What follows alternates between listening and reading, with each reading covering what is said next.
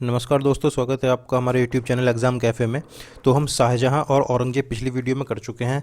अब देखो, इससे आगे का जो मुगल्स हैं ना, औरंगज़ेब से आगे के, औरंगज़ेब की मृत्यु के बाद जो भी मुगल्स हैं, वो सब पार्ट होता है काउंट अपना मॉडर्न हिस्ट्री में। ठीक है, तो हम अब क्या कर रहे हैं ना, मुगल्स की ये लास्ट वीडियो है। इसके बाद हम मुगल्स ख़त्म कर देंगे और मॉडर्न हिस्ट्री में ही उनका, क्योंकि वो बहुत ज़्यादा उनका कुछ काम था नहीं, वो बहुत छोटे छोटे से उनके काम थे, तो वही हम देख लेंगे आगे। इसमें हम क्या कर रहे हैं, इनके जो भी कुछ ऐसे क्वेश्चन हैं जो पिछली वीडियो में कवर नहीं हुए हैं, जैसे उनकी कोई आर्किटेक्चर हुआ, म्यूजिक से रिलेटेड हुए, या फिर कोई कोई भी ऐसा क्वेश्चन जो पिछली वीडियो में नहीं हुआ है, वो हम यहाँ कवर कर लेंगे। ठीक है, उसके बाद हम अगली वीडियो मॉडर्न हिस्ट्री की बनाएंगे। तो हम चलते हैं, शुरू करते हैं। और इसमें ना सारी चीज़ें ज़रूरी नहीं है याद रह जाएं, क्योंकि कुछ चीज़ें बहुत इसमें टफ टाइप है, मतलब वो आसानी से दिमाग में बैठती नहीं है, लेकिन हम एक बार देख लेंगे तो एग्जाम में अगर हमारे सामने क्वेश्चन आता है तो हम उसको सॉल्व कर पाएंगे। ठीक है, तो मुगलों की राजत्व अवधारणा क्या थी, तो ये पता है, तुर्क और मंगोल। तो ये हमने पहले ही बताया था कि ये मंगोल चंगेज़ खां की तरफ से भी थे, माता की तरफ से, और पिता की तरफ से ये तैमूर के वंशज थे। ठीक है, तो ये अपने आप को तैमूर का वंशज ही ज़्यादा बताते थे। तो इनकी जो ट्रेडिशन था वो तुर्की मंगोल था। ठीक है, अकबर के राजत्व का आधार सुलह कुल हमने बताया था, उसने सुलह कुल, तभी उसको लिबरल भी कहा जाता है ना, तो उसने सुलह कुल, वो न्याय न्याय के लिए उसने सुलह कुल की स्थापना करी थी। मतलब वो बहुत न्यायवादी टाइप था एक तरह से। सुल्तान और बादशाह में क्या अंतर था, ये देखो, जो सुल्तान थे ना, हमने देखा था सल्तनत काल, दिल्ली सल्तनत, तो उसमें जितने भी सुल्तान थे वो कभी भी अपने आप को एक इंडिपेंडेंट अथॉरिटी नहीं मानते थे। वो मानते थे कि हम खलीफा के अंदर आते हैं, हम मतलब खलीफा के रिप्रेजेंटेटिव हैं। लेकिन जो बादशाह है, बादशाह का मतलब होता है वो अपने आप को खुद ही मानते हैं कि हम ही, मतलब हम ही वो है, प्राइम अथॉरिटी हैं, और वो अपने आप को ही खलीफा मानते हैं। तो ये दोनों में अंतर है। मुगल काल का पहला वजीर कौन था, ये था निज़ामुद्दीन अहमद। ठीक है, तो वजीर की जो शुरुआत हुई थी वो मुगल से ही हुई थी। ठीक है, मीडिएवल हिस्ट्री में। तो ये बाबर का वजीर था पहला, इसका नाम था निज़ामुद्दीन अहमद। बाबर ने ही इसको वजीर बना लिया था। वजीर मतलब वही प्रधानमंत्री। अब आज के ज़माने का तो नहीं बोल सकते, लेकिन काफ़ी हद तक वही था, प्रधानमंत्री। वहाँ पर तो क्या था कि फाइनल डिसीजन तो राजा का ही होता था, तो इसको वैसे प्रधानमंत्री था, राजा के बाद इसी का नंबर आता था पावर में। मुगलों के समय दीवाने कुल कौन था, दीवाने कुल होता था जो वित्त विभाग होता है ना, फाइनेंस मिनिस्टर समझ लो एक तरह से। ठीक है, फाइनेंस मिनिस्टर, फाइनेंस मिनिस्टर, आज के फाइनेंस मिनिस्टर से कंपेयर हम उसको कर सकते हैं, उसको हम बोलते थे दीवाने कुल। नेक्स्ट है, पहला दीवाने कुल कौन था। अब देखो, ज़्यादातर ना ऑप्शन में क्या आता है, साथ में टोडरमल भी आएगा। ठीक है, और ये भी आएगा मुजफ्फर खान तुर्बती। तो अगर पूछा है पहला, पहला आएगा तो मुजफ्फर खान तुर्बती है। लेकिन अगर पूछे फेमस, सबसे ज़्यादा फेमस कौन था और सबसे ज़्यादा मतलब काम किसका पूछा जाता है, वो था टोडरमल। ठीक है, टोडरमल। लेकिन अगर पूछे कि पहला, तो पहला तो यही था, मुजफ्फर खान तुर्बती। मीर बख्शी कौन थे, मीर बख्शी होते थे सैन्य विभाग के प्रमुख। अब ऐसा नहीं है कि ये सेनापति थे, सेनापति तो था ही अलग, लेकिन ये सैन्य विभाग के प्रमुख थे। इनका काम क्या था, उनका हुलिया बनवाना, उनकी सैलरी देना, उनको रिक्रूट करना और उनकी देखरेख करना, कोई गलती कर रहा है तो उसकी सज़ा देना, या फिर कौन, मतलब उनका पूरी तरह से ये इनकी जिम्मेवारी होती है, पूरा रख रखाव करना। लेकिन जब युद्ध होता था तो उस टाइम पर मीर बख्शी नहीं जाता था लड़ने, युद्ध के टाइम पर तो सेनापति ही उनका लीडर होता था। सदर उस शूद्र कौन थे, ये धार्मिक विभागाध्यक्ष थे, मतलब जो इनका जो वो थे ना, रिलीजियस डिपार्टमेंट। ठीक है, रिलीजियस डिपार्टमेंट के हेड होते थे ये धार्मिक विभागाध्यक्ष, ऐसे बोल सकते, मतलब वही हो गया कि जो धर्म धर्म से रिलेटेड जो भी चीज़ें हैं वो सब इनके अंडर में आती थी। सदर उस शूद्र, तो हम ऐसे भी देख सकते हैं कि शूद्र बहुत यूज़ होता है वैसे भी एंशियंट हिस्ट्री में शूद्र, तो उससे हम देख सकते हैं कि ये धर्म, वैसे तो ये कास्ट रिलेटेड होता है, लेकिन हम याद रखने के लिए थोड़ा सा मतलब आइडिया लगा सकते हैं। मदद मैश क्या था, मदद मैश का मतलब था कि ये क्या करते थे ना, अकबर ने शुरू किया था ये मदद मैश, अकबर ने। तो इसमें क्या करता था, जो भी स्कॉलर थे, मतलब जो भी मेधावी छात्र होते थे, जो पढ़ाई में रुचि रखते हैं या जो हायर स्टडीज़ कर रहे हैं, उनके लिए ये ग्रांट देते थे। ठीक है, और जो रिलीजियस लीडर्स थे उनके लिए भी ग्रांट देते थे। तो ये होता था मदद मैश, ये सब मदद मैश के अंतर आता था, धार्मिक कार्यों के लिए और विद्वानों को। खाने समा कौन थे, तो ये खाने समा जो थे ना, जैसे जो भी कारखाने होते हैं, जैसे आज के तरह के कारखाने तो उस टाइम नहीं थे, जैसे आज तो फैक्ट्रियां हैं, कुछ भी केमिकल वगैरह बनते हैं, उस टाइम पर ऐसे नहीं थे, लेकिन कारखाने तो थे ही। ठीक है, तो ये कारखानों के प्रमुख होते थे। खाने समा, जितने भी इनके राज्य में कारखाने आएंगे वो सब इन्हीं को रिपोर्ट करेंगे। अकबर के समय खाने समा कौन था, वो था राजा भारमल। राजा भारमल कौन हुआ, अकबर का ससुर। ठीक है, अकबर का ससुर, जिनकी पुत्री कौन थी, हरखाबाई, जोधाबाई भी बोला जाता है कई जगह। काजी उल कज़ात कौन थे? ये न्याय विभाग के अध्यक्ष थे। ये तो हम काजी से याद रख सकते हैं, काजी मतलब जो न्याय के लिए, ठीक है, न्याय विभाग के अध्यक्ष थे। मुहतसिब कौन थे? ये क्या थे मुहतसिब? ये नैतिक आचरण देखते थे। देखो पहले तो ये यही देखते थे कि मतलब जो पब्लिक में लॉ एंड ऑर्डर है वो सब सही चल रहा है, या फिर कोई ऐसे गलत काम तो नहीं कर रहा, चोरी चकारी टाइप।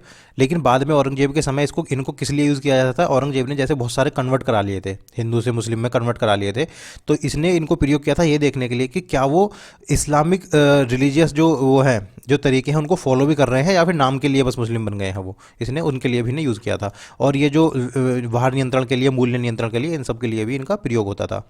मीर आतिश, ये तो आतिश से ही पता चल जाएगा हमें, तो तोप खाने के प्रमुख थे ये, जो भी रॉयल तोप खाना था उसके प्रमुख होते थे। दरोगा तोप खाना आ गया तो ये तो क्वेश्चन पूछेगा भी नहीं वैसे, क्योंकि बहुत आसान हो जाएगा। मुत्तसिद कौन थे? ये बंदरगाह के सूबेदार थे। जो भी बंदरगाह आते हैं, ठीक है, मान लो ये समुद्र है अपना, तो यहाँ पर जो भी बंदरगाह आएंगे उसके सूबेदार हो गए ये। मुत्तसिद के तहत उनके पद का नाम क्या था? मुत्तसिद के तहत क्या मतलब? ये शाहे बंदर क्या है, मुत्तसिद के अंदर आते थे ये, अंडर, ठीक है, मुत्तसिद के अंडर ये शाहे बंदर कहते थे इनको, इन अधिकारियों को। अगला है अकबर का साम्राज्य कितने प्रांतों में बंटा? देखो अकबर का साम्राज्य था 12 प्रांतों में विभाजित, लेकिन बरार, खानदेश और अहमदनगर को मिला लें तो ये 15 हो जाते हैं। लेकिन इनको कई स्कॉलर मानते हैं, इनको इसमें इंक्लूड करते हैं, और कई हिस्टोरियन इनको इंक्लूड नहीं करते हैं। तो हमें ऑप्शन में वैसे दोनों में से कोई एक ही मिलेगा, तो हमें 12 ही टिक करना है वैसे। किसे सिपहसालार के नाम से भी जाना जाता है? जो सूबेदार होता था उसी को सिपहसालार भी कहते थे। वाक़िया नवीस कौन थे? ये बहुत इंपॉर्टेंट है, ये कई बार पूछा गया क्वेश्चन है, और ये हमें याद रखना है। वाक़िया नवीस होते थे इंटेलिजेंस डिपार्टमेंट के हेड, इंटेलिजेंस डिपार्टमेंट, ठीक है, मतलब ये गुप्तचरों का यही देख रेख करते थे। जो भी गुप्तचर होते थे राजा के, सारी सूचनाएं पहुँचाते थे राजा तक, जो भी सूबेदार वगैरह थे उन सब की सूचना। कोई मतलब कोई विद्रोह तो नहीं कर रहा इस टाइप से। मुगलों के समय राज्यों के विभाजन का बढ़ता क्रम क्या था? देखो सबसे पहले, इससे भी पहले हम चाहें ना तो यहाँ पर ग्राम भी लिख सकते हैं। ग्राम, सबसे छोटा ग्राम, फिर परगना, परगना हो गया तहसील आज के टाइम की, ठीक है, इसे हम तहसील लिख सकते हैं, तहसील। चकला, तहसील और जो डिस्ट्रिक्ट होता है उसके बीच में मान लो एक, ठीक है, और सरकार हो गया वो जिला, आज के टाइम का जिला सरकार हो गया, और सूबा हो गया आज के टाइम का राज्य, जैसे उत्तर प्रदेश है या फिर हरियाणा है, ऐसे राज्य हो गए, और उसमें जितने भी डिस्ट्रिक्ट आएंगे वो सरकार हो गए। और तहसील और सरकार के बीच में ये सिर्फ, ये जो था ना, ये सिर्फ शाहजहाँ के समय था, शाहजहाँ नहीं करा था इसको, बाकी किसी के भी समय ये नहीं था। शाहजहाँ शाहजहाँ ने ही चकला का निर्माण किया था, बाकी और किसी के भी समय नहीं था ये। फौजदार कौन थे? ये न्याय एवं कानून व्यवस्था के अधिकारी थे। ये न्याय कौन सा वाला करते थे? जो भी क्राइम रिलेटेड न्याय थे ना, उन्हीं को सिर्फ करते थे ये फौजदार, ठीक है, कानून व्यवस्था और न्याय करते थे, क्राइम रिलेटेड न्याय। अमलगुजार कौन थे? नागरिक न्याय और एवं राजस्व व्यवस्था के अधिकारी। ये क्या थे? ये जो सिविल, जो मतलब जो क्राइम के अलावा जो भी मतलब कोई लड़ाई झगड़ा हो रहा है आपस में, जमीन का कोई विवाद है, उनको ये अमलगुजार सॉल्व करते थे, ठीक है। तो ये राजस्व व्यवस्था भी देखते थे और नागरिक न्याय के भी अधिकारी थे ये। मुगलों के समय प्रशासन की सबसे छोटी इकाई ग्राम थी, यह भी बताया हमने, सबसे छोटी इकाई ग्राम थी। गांव के मुख्य अधिकारी कौन थे? ये मुकद्दम और पटवारी, ठीक है। और पटवारी का वो किसने शुरू किया था? पटवारी सबसे पहले शेर शाह सूरी ने, ठीक है ना, पटवारी का पद शेर शाह सूरी, तो ये हमें ध्यान रखना है। और ये मुकद्दम और पटवारी थे गाँव के अधिकारी। मुगल प्रशासन की महत्वपूर्ण प्रणाली क्या थी? ये थी मनसबदारी व्यवस्था। ये अकबर ने शुरू करी थी। कितने में करी थी? 1567 में अकबर ने शुरू करी थी। कहाँ से ली थी इन्होंने? ये मंगोल से ली थी, जो मंगोल थे ना उनसे ली थी इन्होंने मनसबदारी व्यवस्था। मनसबदार शब्द का प्रयोग किस प्रकार के अधिकारियों के लिए जाता था? ये मनसबदार हर तरह के होते थे, जरूरी नहीं है कि ये सिर्फ मिलिट्री में हो या फिर सिविल में हो या फिर एडमिनिस्ट्रेशन में हो। जो भी अधिकारी है ना किसी भी चीज़ में, उसको मनसबदार ही कहा जाता था। तो ये ध्यान रखना है। अगर ऑप्शन में आ गया ना इनमें से कौन मनसबदार थे, तो ऑल ऑफ दीज लगाना पड़ेगा हमें, तीनों अगर ऑप्शन में है तो। मनसबदारी व्यवस्था की शुरुआत 1567 में अकबर ने करी थी, ये बता चुका हूँ मैं। मनसबदारी व्यवस्था की उत्पत्ति क्या थी? मतलब क्या थी, क्या कहाँ से थी, ये बोल सकते हैं आप, कहाँ से थी, ठीक है। ये थी मंगोलों की दशमलव प्रणाली, तो ये मैंने बताया मंगोलों से इन्होंने ली थी, मंगोलों की थी ये पहले। मनसब के दो प्रकार क्या थे? ये थे जात और सवार। जात, ये थोड़ा गूगल से ट्रांसलेटेड है इसलिए टाइपिंग मिस्टेक हो जाती है, इनके लिए माफ़ करना।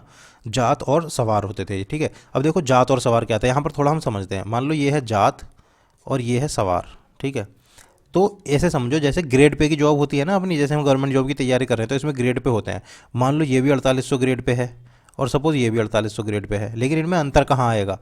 जो जात है ना वो कितने सवार रख सकता है, उससे इसका स्टेटस डिफाइन हो जाएगा, ठीक है। मान लो जात को हमने बोल दिया कि आप 10,000 सवार रख सकते हैं, तो बहुत पावर हो गई। लेकिन मान लो ग्रेड पे तो 4800 ही है, और इसको बोल दिया कि आप सवार सिर्फ रख पाओगे 5000 ही, ठीक है। तो जिसका ग्रेड जिस पे 10,000 ये हैं सवार, उसकी पावर ज़्यादा होगी एज़ कम्पेयर टू इसके, ठीक है।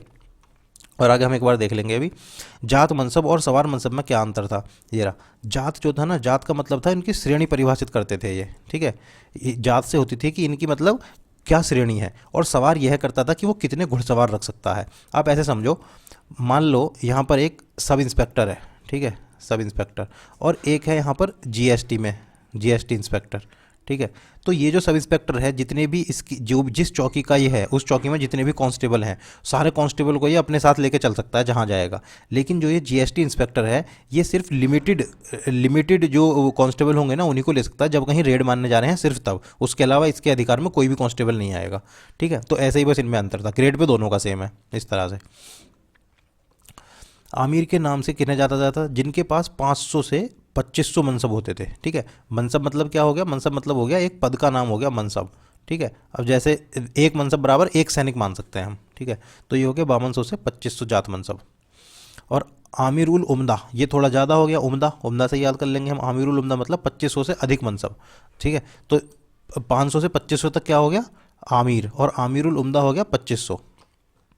हुआ नोन एज आमिरुल उम्दा, ये इंग्लिश में हो गया। प्रथम श्रेणी के मनसबदार के लिए जात और मनसब सवार का अनुपात क्या था। हाँ ये देखो, अब मान लो जैसे जात है, ठीक है। अब इसकी अगर प्रथम श्रेणी में आ रहा है, तो जात इसकी मान लो इसकी 10,000 है, ठीक है, 10,000, तो ये 10,000 घुड़सवार ही रख सकता है, ठीक है। इसकी जात मान लो 10,000 मनसब हमने इसको दे रखे हैं, तो ये 10,000 घुड़सवार रख सकता है, तो ये बराबर हो गया प्रथम श्रेणी में। सेकंड श्रेणी में हो जाएगा इसका लगभग आधा, ठीक है।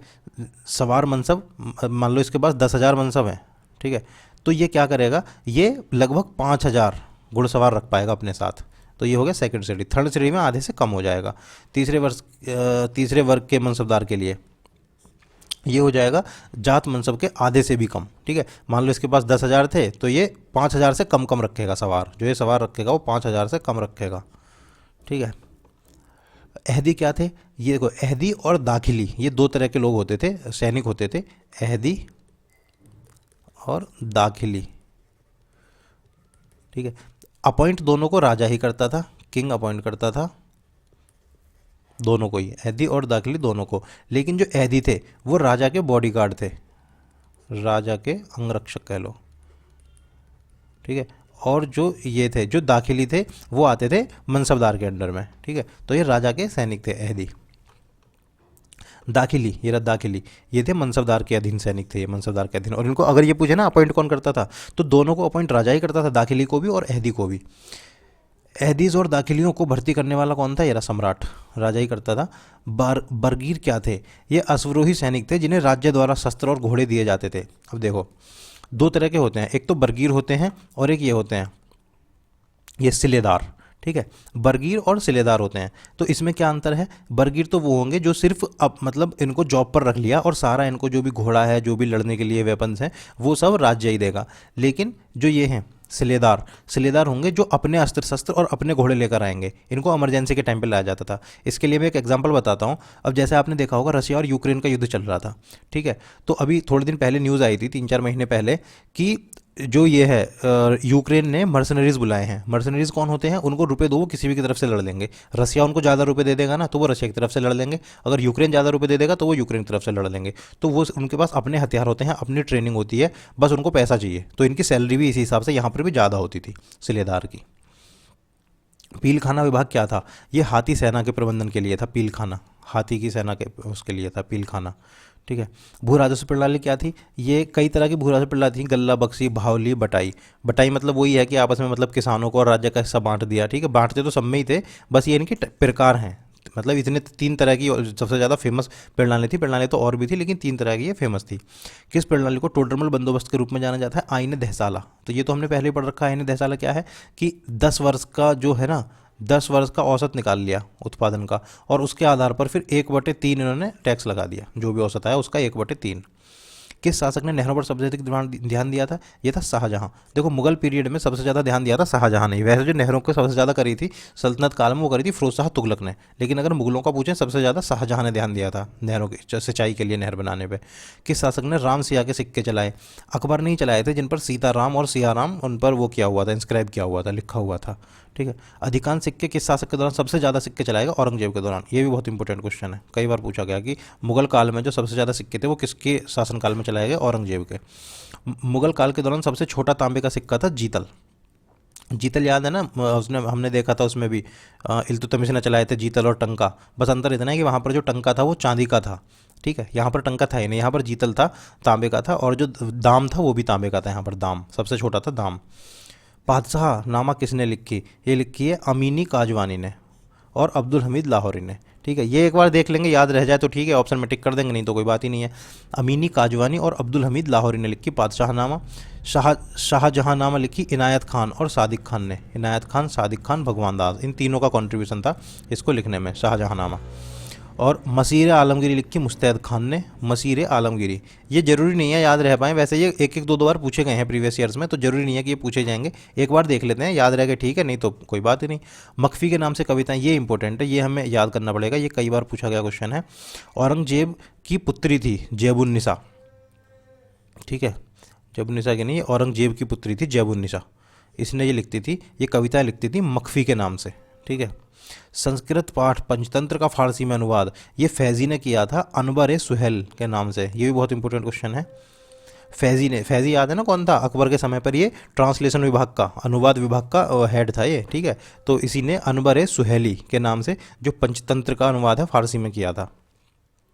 पंचतंत्र की कहानियाँ तो जानते ही होंगे ना, पंचतंत्र की कहानी तो बहुत फेमस है। पंचतंत्र के अरबी अनुवाद का नाम था कलिल व दिमना। कलिल व दिमना, ये इतना इंपॉर्टेंट नहीं है जितना पहला वाला इंपॉर्टेंट है। तुलसीदास द्वारा रामचरितमानस की भाषा क्या थी? अवधी। जो तुलसीदास ने रामचरित लिखी थी उसकी भाषा थी अवधी। ये इंपॉर्टेंट क्वेश्चन है हमारा। मुगल काल के दौरान पेंटिंग स्कूल की शुरुआत किसने की थी? ये करी थी हुमायूं ने। मतलब देखो क्या हुआ था, मुगल में पेंटिंग जो लाए थे ना वो सबसे पहले हुमायूं लाए थे। जब हुमायूं बेघर हो गए थे ना, इधर उधर घूम रहे थे, तो ये दो लोगों से मिले थे, एक तो मीर सैयद से और एक अब्दुस समद से। ठीक है, मीर सैयद और अब्दुस समद, मीर सैयद और अब्दुस समद, ठीक है। फिर इन्होंने ही बाद में अकबर को भी बहुत सारी पेंटिंग दी थी, जिनमें से सबसे पहली पेंटिंग का नाम था दास्तान अमीर हमजा। अकबर को इन्होंने दी थी जो दास्तान अमीर हमजा, दास्तान अमीर हमजा, ठीक है। तो ये था, ये हमारा मुगल ख़त्म हो गया है। अब इसके बाद अब हम करेंगे, अगली जो वीडियो बनेगी वो बनेगी सिख समुदाय पर। ठीक है, ऐसे ही सिख करेंगे, मराठा करेंगे, मीडियवल हिस्ट्री में, उसमें मॉडर्न हिस्ट्री में एंटर कर रहे हैं बस। मॉडर्न हिस्ट्री होने के बाद फिर हम एंशिएंट करेंगे, फटाफट निपटाते हैं इसको, फिर पॉलिटी शुरू करेंगे। ठीक है दोस्तों, धन्यवाद।